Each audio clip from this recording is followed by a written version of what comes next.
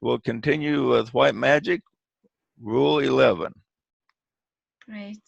And he's talking about this particular phrase, the part of the rule. Finally, the magician must utter forth a mystic phrase which will save him from their work. And he talks about the correct use of words and how important it is to formulate and crystallize what it is you're going to create with the right formation of words. And he says, correct speech is necessary to give form and success to an idea.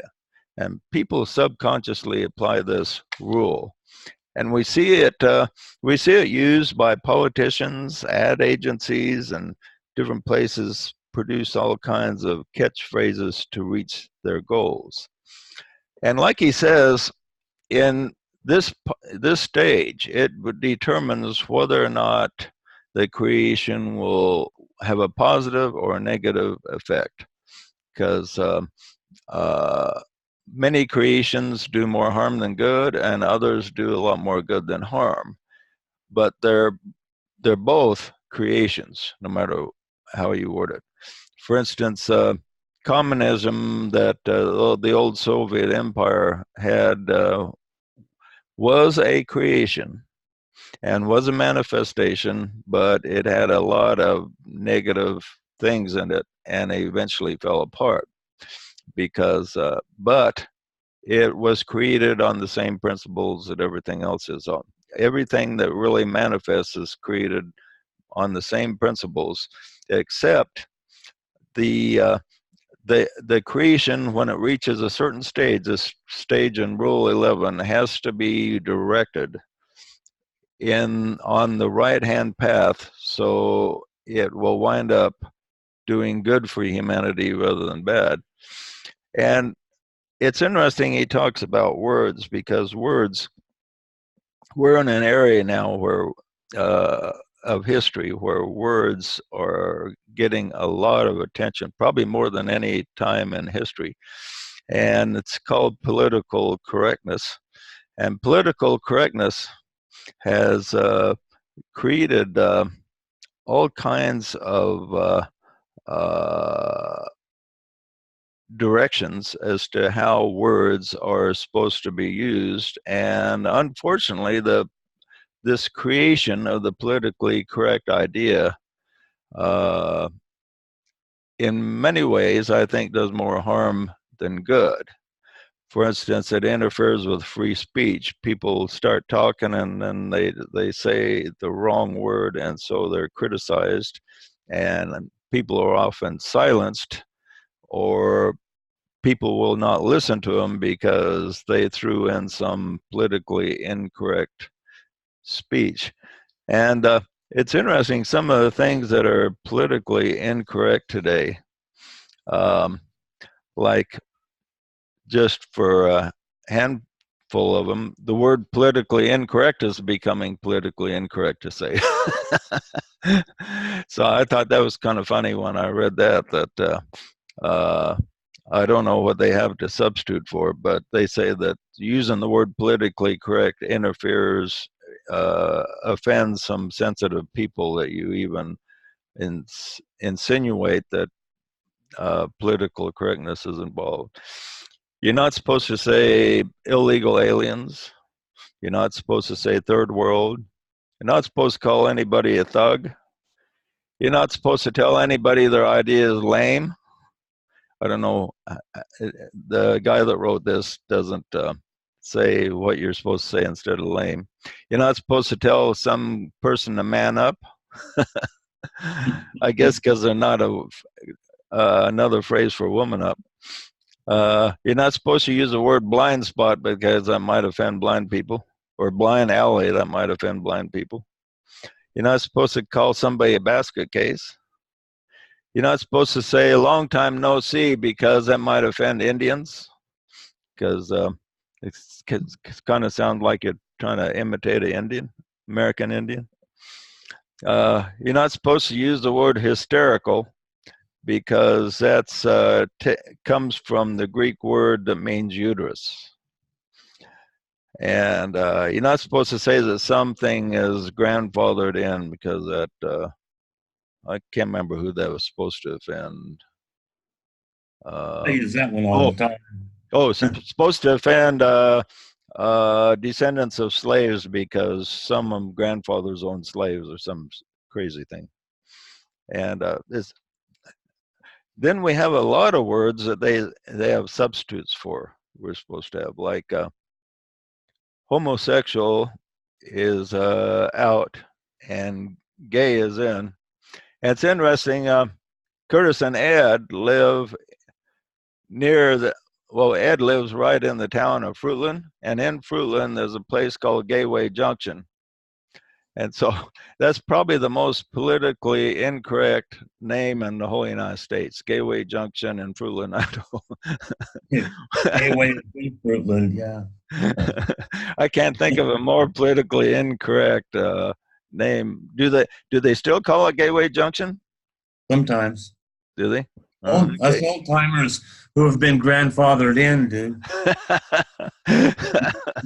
And I don't live in Fruitland. I live south of Fruitland. Yeah, you don't live in this big city there, do you, Ed? No. Yeah. You don't use the word homeless anymore. You use outdoor urban dwellers. Oh. You cardboard box. You don't call anybody insane. You call them reality challenged. You don't call anybody perverted. You call them sexually dysfunctional. And you don't call a sex worker a prostitute. You call them a sex worker or a sex care provider. Are you reading from the Sunday Funnies? No, this was a serious list somebody wrote up. You don't call anybody stupid. You call them intellectually impaired or unschooled. You don't call anybody dishonest. You call them ethically disorientated. You don't use the word insult. You use emotional rape. I've never heard that one before. Some of these I've never heard. I don't think these substitutes are taken off very good, because if you read some of the comments from real people, when there's an article and then you read the comments, that's my favorite section. I read an article and then the comments are usually a lot better than the article, because some of those just ordinary people writing stuff are pretty good, but a lot of them are far from being politically incorrect. They'll call people stupid or whatever, you know. Okay, you don't call anybody drunk. Call them inebriated or chemically inconvenienced. That's a good one. I'll say, I'm chemically inconvenienced right now. Can you drive me home? You don't call a terrorist a terrorist. You call him a freedom fighter, rebel, protester, or an insurgent. And global warming is now out. It's climate change. Because, you know, we had that big pause for about 10 years or so where temperature didn't go up or down more than about 1/100 of a degree. So they changed it to climate change, because the climate's always changing. Criminal, you don't call anybody a criminal. You call him behaviorally challenged. Let's see some other interesting ones here. Housewife. You don't call him a housewife anymore. Domestic engineer. Racist. Well, boy, that one hasn't gone out. But instead of racist, you're just supposed to say someone who disagrees with the far left. Boy, that hasn't taken off, has it? Because you hear racist all over the place. So that phrase hasn't taken off at all. Husband, wife, that's out. You just say partner. This is my partner. That's all you say. Dictator.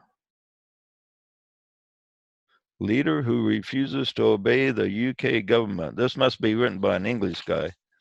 Okay, see if there's anything else that's interesting. Patriot, troublemaker.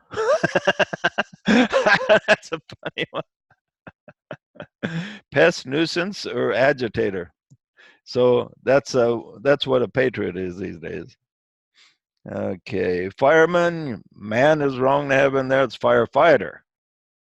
Merry Christmas, season's greetings. Blackboard, that's out because of the word black. It's chalkboard. And Christmas is supposed to use Winter Festival.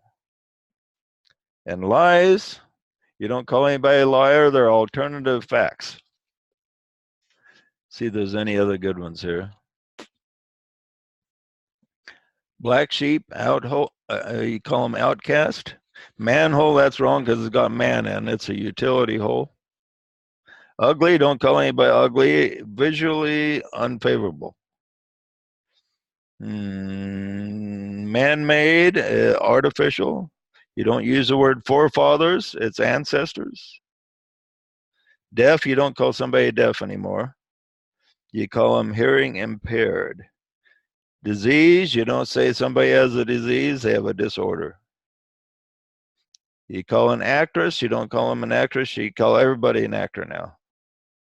And yeah, some of the most difficult ones are gender now. And apparently, instead of using he, she, they use the word they a lot, which I think is really confusing. When you're using the word they, are you talking about one person or a bunch of people or what? That's they haven't really got that figured out yet. But I use the word he generically a lot because that's what I grew up with, and that's what sounds right to me when I write. And I'll often throw in he or she, or I'll often substitute other words so I don't have to use he or she. But I haven't found anything that really works outside of using he in writing. But right now, if you call people the wrong something they don't like for their genders, I think there's about 7 or 8 things that you can call people associated with their genders. And if they're not a solid male or a solid female, you're supposed to find out what they want to be called.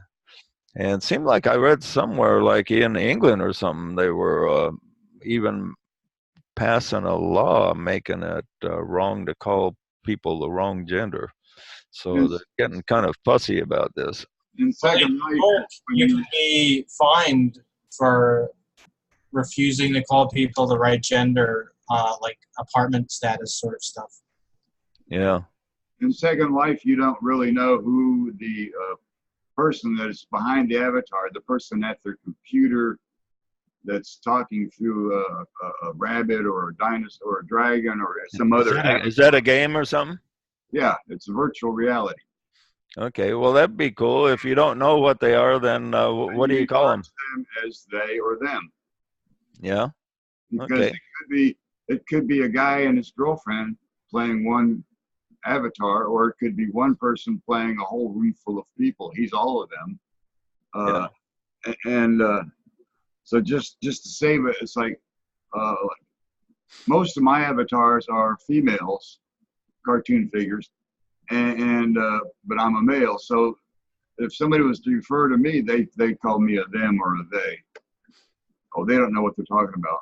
Yeah, it's quite possible that might be the thing that people settle on, they or them, because he or she is kind of going out. But anyway, people are this is an example of people being too fussy over words. Now it's yeah, right. And Annie, did you know in Sweden they invented a new word? Oh they yeah, had he, she, and now they have a third word that just covers everybody. What is it?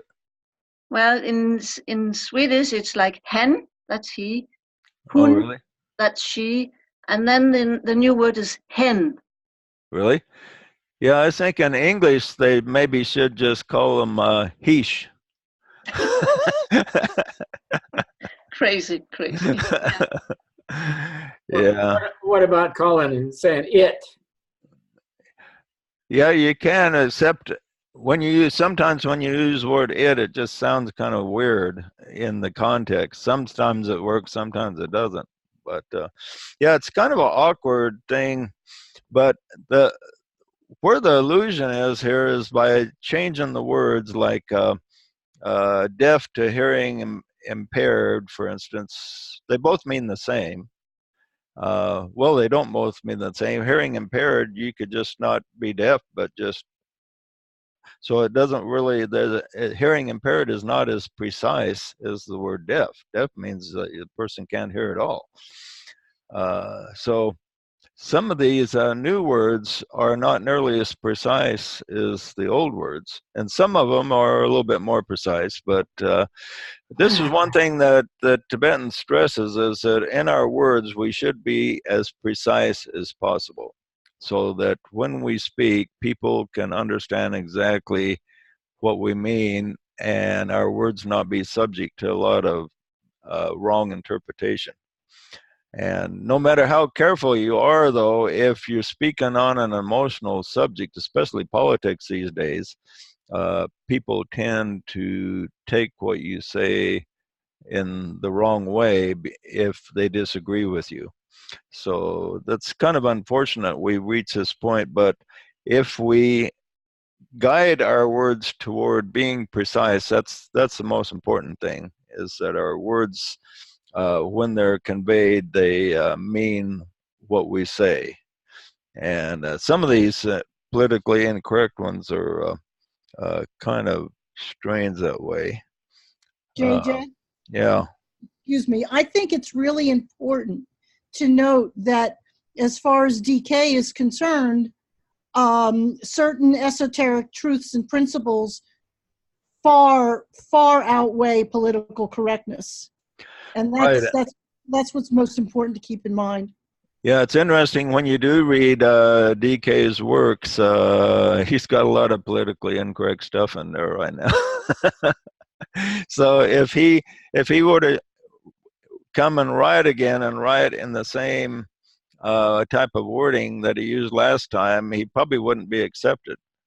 So I imagine he'll make some adjustments when he does write again. But artists have a term for questionable forms that they've created. They call it it's a work in progress. Yeah. Now, it's interesting that a lot of comics are complaining that things are becoming so politically incorrect that you can't tell a joke anymore. And Seinfeld was complaining about that. Even Seinfeld, as popular as he was, and he's pretty supportive of the Democrats and the left and most of the stuff they come up with. But this politically correctness has pushed him too far. He says, man, I can't hardly tell a good joke anymore without offending a bunch of people. And so he says this is like the death of humor. And you know, like Don Rickles could never survive in today's world. I think some of you older people remember Don Rickles. And but he was pretty funny. He insulted everybody, and that was his shtick, so to speak. He just insulted everybody, and he was so popular at it that people liked to be insulted by him because it was just self-depreciating humor. But we don't have much of that anymore. Even when you're not trying to be funny, it's easy to insult people these days. And so, yeah, we need to. And this is one of the things that the Tibetan stresses. He says one of the differences between the right and the left-hand path is the right-hand path. The people on the right-hand path have a good sense of humor. They're easygoing. They go with the punches of life, so to speak. And the people on the left-hand path are more humorless and more rigid. And so that's an interesting statement. Now, also, we have words surfacing in ads, like "Just Do It." Who come up with that? Nike. Yeah, right, Nike. And "Got Milk," that was a real popular one. And "Melts in Your Mouth, Not in Your Hand." Remember that one? Yeah, M&Ms. And you know, they were designed for World War II for the soldiers to have sweets, and they didn't have different colors. They just had one color. And oh, did they? Yeah, but that's why they were designed, so the soldiers could have chocolate that wouldn't melt in their helmet or their hand. Oh, really? I did not know that. Yeah, Interesting. the origin. Okay. Another famous one was Breakfast of Champions. Yeah, Wheaties. Yeah. And where's the beef? Who said that? A little old lady from Wendy's. Yeah, Wendy's. Okay. King of Bears. Which one is that? King of Bears. Beers. Oh, King of Beer, Budweiser. Might as well have Curtis answer him here. He's pretty good Go at ahead, Curtis. I defer to you. this. Okay. Walk a mile for a camel. A I guess camel. that's self-explanatory there. Finger looking good. Kentucky Fried Chicken. It's a real thing. Coca-Cola. Think different. Be happy-go-lucky. Okay, which company came up with think different? Apple. Apple, that's correct. I better know that, or my son would shoot me. Yeah, right. And I'm loving it. That is the worst saying. That's such a terrible saying. I don't know why they ran with that for like 10 years. Maybe they're still running with it. It's McDonald's, but just a terrible slogan. Yeah, I don't like it either that much. So I agree with you. I mean, it's amazing that one of the biggest companies in the world has such a milk toast slogan. But anyway, these are examples of words that are guiding people toward the creation that these companies want to build. And some of them are pretty good. Breakfast of Champions, that was a really big, that's still used by Wheaties after all these years. My favorite one of them all, I think, is Where's the Beef? I think they should continue to use that one. I love that ad when that come out. I'll tell you a slogan that just about doubled the income of a particular company was plop, plop, fizz, fizz. Oh, yeah. Because until that Alka-Seltzer. time, people would just take like one. And they said, well, how do we double our revenue? And somebody says, well, make them take two. And so they came up with plop, plop, fizz, fizz. You got to take two. So they doubled their revenue overnight. Wow, that's good, Curtis. I'd never heard that before, but boy, it never registered with me that was engineering double sales. It was an engineering marvel. Yeah, that was a great idea by him. Huh. Yeah, so words have effect. They have power behind them. And so yeah, maybe we need to come up with a slogan for the molecule. So or that would be an interesting little project for everybody. I got it. Where's the spiritual connection that links heaven and earth through the molecular order of 12 individual atoms? Yeah, Say that in 4 words. linking heaven and earth, that would be a good one. And that's why I got a mascot or a totem animal thing going, because cuteness sells. Yeah. In fact, the original blue dragon that I made, I just chopped it down in height till now it's 5'2". So it's cuter. Yeah, linking heaven and earth, that's only 4 words. Yeah, linking heaven and earth, that's a good little slogan for us. Okay, he pointed out that the power to convey concepts through words had greatly increased in his day. And remember, he wrote this book around 1934. And he says through publication of books and broadcast radio. But imagine what he'd say if he could be transported in today's world, or of course he is. But imagine what he would say if he spoke to us now about what's available. Back then, it was a marvel to have a radio. I mean, that was really a big deal. And the radio greatly increased the amount of words that people heard. Now, think, before we had radios, you go home and say a few words to your family and maybe read a book, and there weren't very many words in circulation outside of what you read in the book. or the newspaper or whatever. Then when the radio come into being, all of a sudden you go home, people turn on the radio, listen to Fibber McGee and Molly, the Shadow Knows and stuff like that, and all of a sudden you're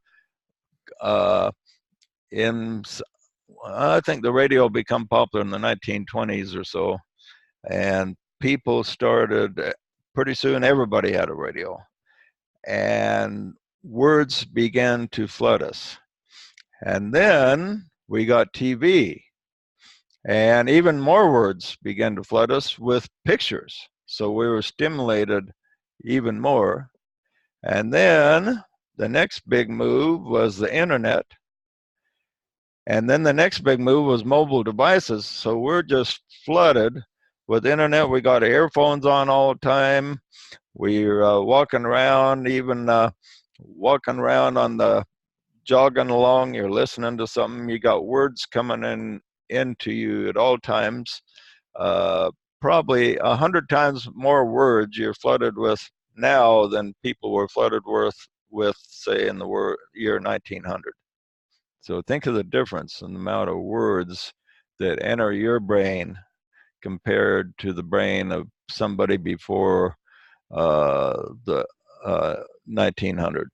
So it's how did we live without a smartphone? That's what I want to know. Yeah. So we have, this increases our power to circulate ideas, and normally that would be a good thing, but we suffer from the shotgun effect. In other words, if your energy is focused in one direction, you can accomplish a lot, but if your energies are scattered, it's a negative effect. It doesn't give you as much power to accomplish. So if we get too many words to consider, then we don't consider any of them that much. And this is one of the problems I have with Facebook, is I find that a lot of the Facebook people absorb maybe some slogan or interesting thought, and then beyond that, to read something that gives serious thought or thinking is just too much to them. I know sometimes when I publish an article longer than 500 words, I get complaints saying, hey, that's just too long. Write shorter stuff. But in the old days, reading a big book was not a big deal. But now just reading just a few hundred words is painstaking for some people because their energies are too scattered. So we have the good and the bad with all the capacities we have to circulate words, give us power, potential power to do a lot of good with those words. But because there's such a scattering of energy, it's we're missing out on a lot of potential to gather ideas, good ideas together in the right place, so the good ideas can manifest. And so it's good and bad, and that's the way it is with every advance made. It's always good or bad. When the automobile first come out, a lot of people thought it was just a really dangerous instrument with fire under its hood that was capable of exploding, and it scared people, and they thought it was going to go nowhere. So when we make advances, you have good and bad reactions to it, but there's good and bad potential. And of course, with the automobile now, we have a lot of deaths related to accidents that we never had before the automobile. But the advantages are great enough that we keep it around because it accomplishes more good than bad. So it's important that disciples focus on their words so that they are not scattered, and focus our energy so our energies are not scattered, because a scattered energy doesn't create anything that's permanent. The energies have to be focused And we must use the advances in technology in such a way that is beneficial rather than us merely scattering our energies. Okay, any comment on that? Go back to the first rule. Yeah, the solar angel collects itself, scatters not its force. Yeah, Right. yeah, that's important. Because the solar angel is doing a lot of things on its own plane. And then when it finds out that, hey, my reflection down there has made a little progress, it has to communicate with us when that happens. And so it has to not scatter its force. It has to say, well, some things I got to not do on my plane. I got to focus my energy so I can communicate with this lunkhead down there, you know. So he's kind of thick, not paying too much attention, but I'm going to give it a big effort to try and get through to him. And so we're kind of dense as we go along, all of us are, so sometimes we don't pay enough attention. But I think everybody here has some soul contact. So your soul, so think of it this way, your soul is trying to focus its energies so it can penetrate all the dense fogs and reach your consciousness. And it's a great effort for your solar angel to do that. Okay, good point there, Curtis. Yep. It also calls us the shadow.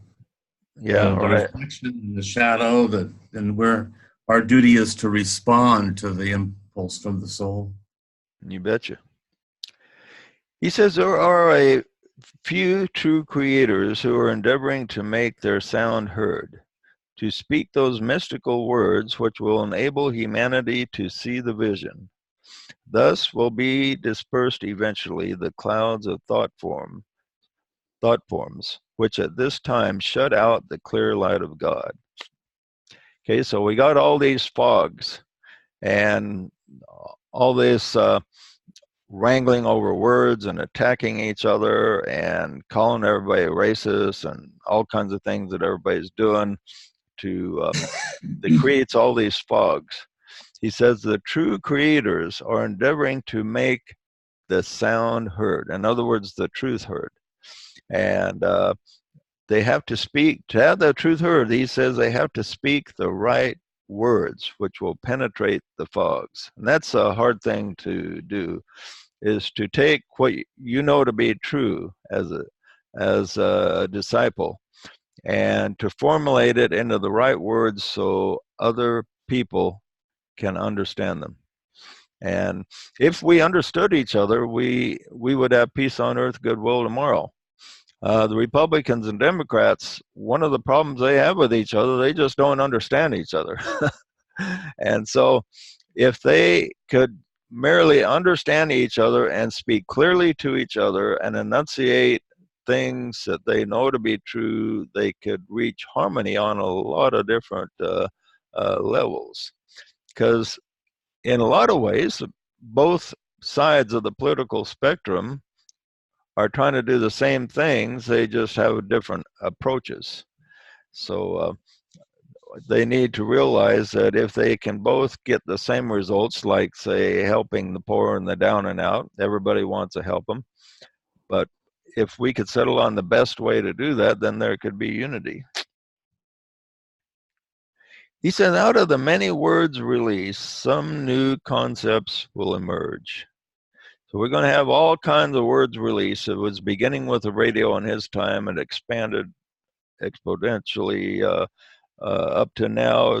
And out of all these many words released, he says, some new and good concepts will emerge. Thus also men will be led onto the verge of the new age, wherein talk will die out and books will come to naught. This is pretty interesting. He says, for the lines of subjective communication will lie open. Men will recognize that noise acts as a deterrent to telepathic intercourse. The written word will not be needed either, for men will use symbols of light and color to supplement through the eye what the subjective hearing has recorded. But the day is not yet, even though radio and television are the first steps in the right direction.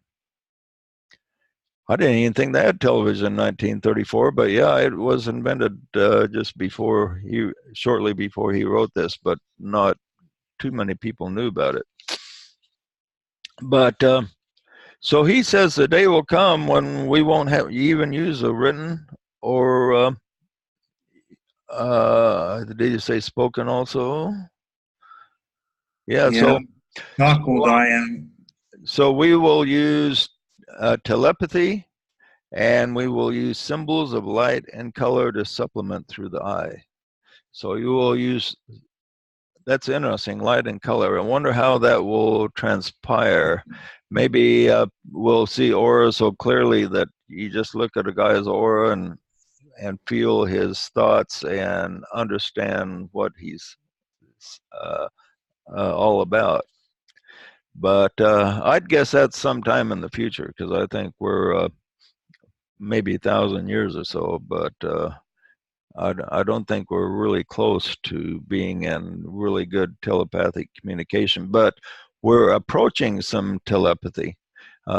People today feel some telepathy with people they're close to.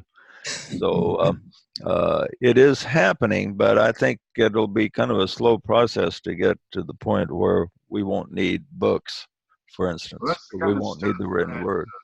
Yeah. This is stuff that the Blue Triad is looking into. What telepathy is a natural ability of any human. They just don't use it. And yeah. We're looking into the process, the how-tos, and all that, and why use it. It's pretty handy because you can get a lot of information in a flash. Yeah, intuitive. I know the times I picked things up intuitively has been very amazing how that type of communication works and how quickly it transfers ideas. He says a current form of writing will be as unsatisfactory in the field of knowledge as the ancient tallow tip compared to the light bulb. So we won't even use writing in the future, you know. So he himself used writing to communicate with us. So the masters don't really need to use this. Matter of fact, he talks about the things written by that the masters use in their libraries, and it's interesting how they're on different layers, and they use symbols, and they don't use words the way we use them for the records that they make. So yeah, it's going to be interesting to see how that develops.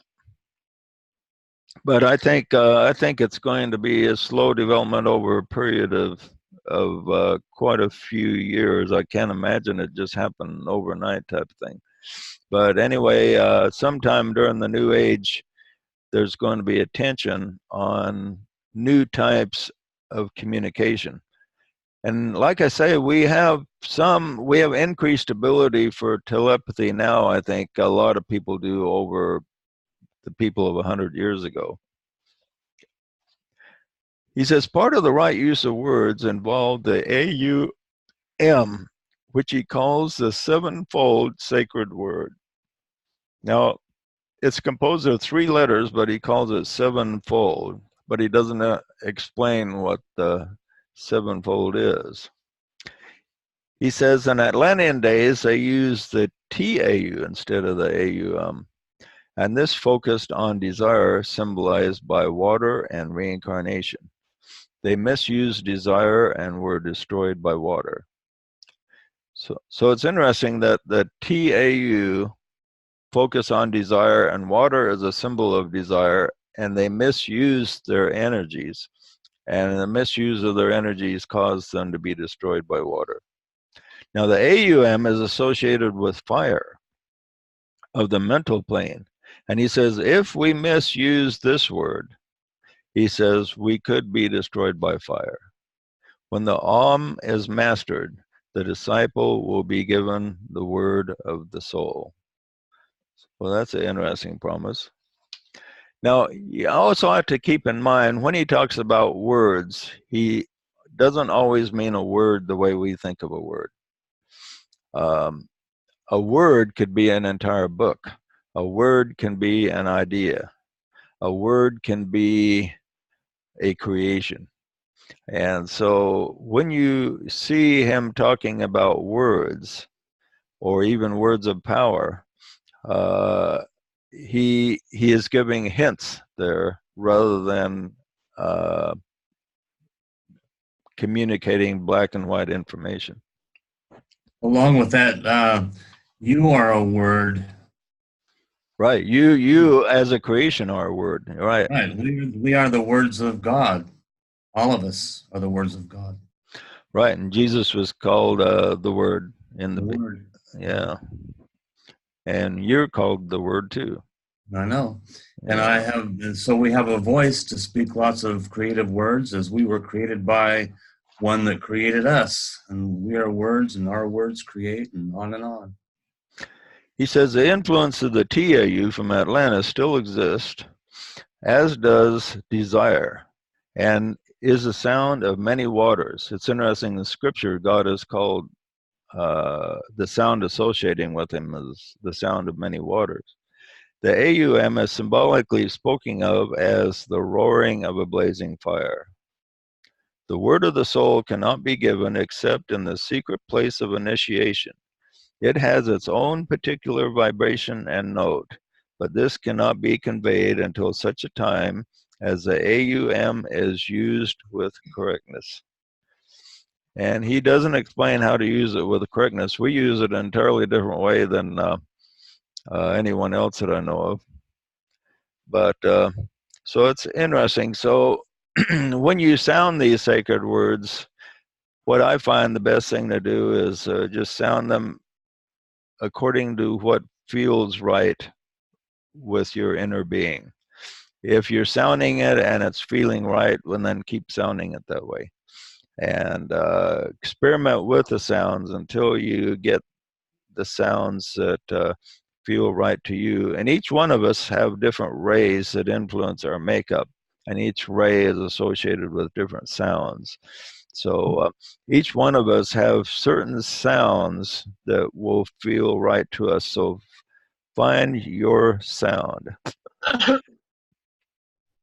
There's also JJ is saying that when you say the sacred word, that you should try to vibrate it in the three bodies: the ethnic body, the astral body, and the physical body, so that you can get all three bodies in tune with the sacred word. Yeah, that's a good That has point. a little bit of edge. Yeah, always think in terms of unities, trinities, and sevens and 12s. So whenever you're thinking of a concept, always try to see how those numbers are in play. So yeah, the trinity involved on the physical plane would be the physical, emotional, and mental. And to stimulate all three of them would be is a very positive direction. He says there are negative fires that cause worry, fear, and anxiety. The AUM helps to neutralize them.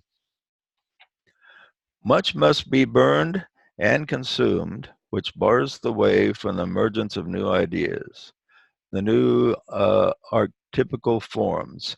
These will eventually dominate the new age and make it possible for the word of the soul to sound forth and be heard exoterically.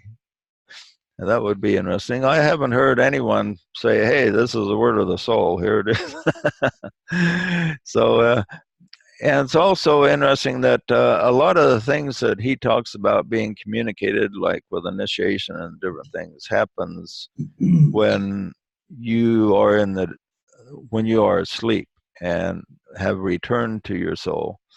And you may have undergone quite a few things and received quite a few things that you don't have a conscious memory of, but you have an instinct it guides your instincts and your intuition in this dense physical reality of which we're all handicapped in.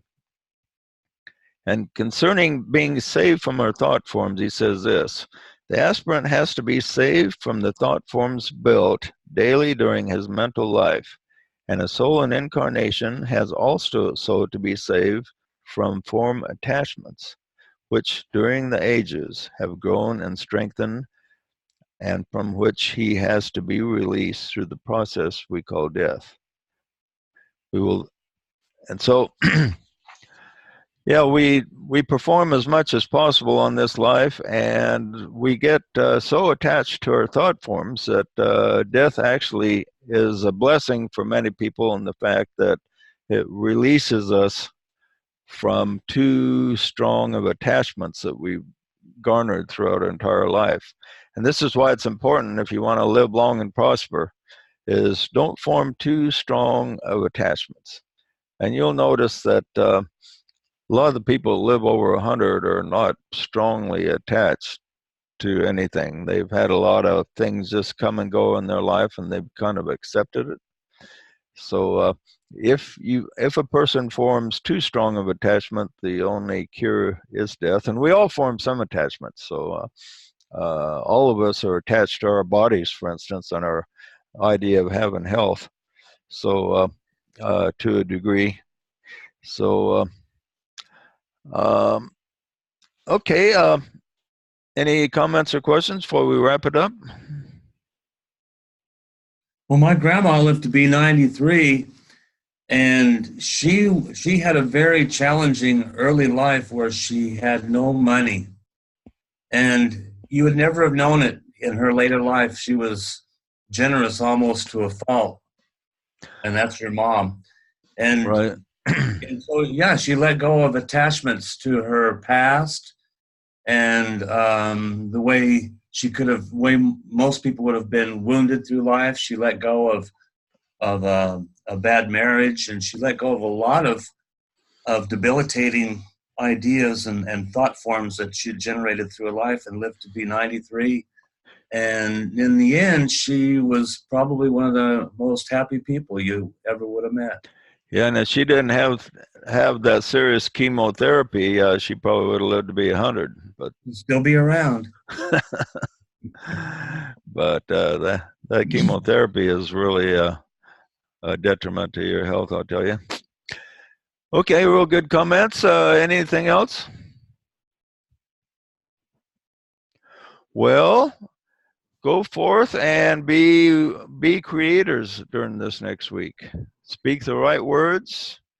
Formulate your ideas into crystal clear language. Share them, and make good things manifest during the next week. And we will see you next Sunday at 10 in the morning. Mountain Daylight Time. Thank you, JJ. Thank you, everyone. Thank you, JJ. Have a good week, everyone. You betcha.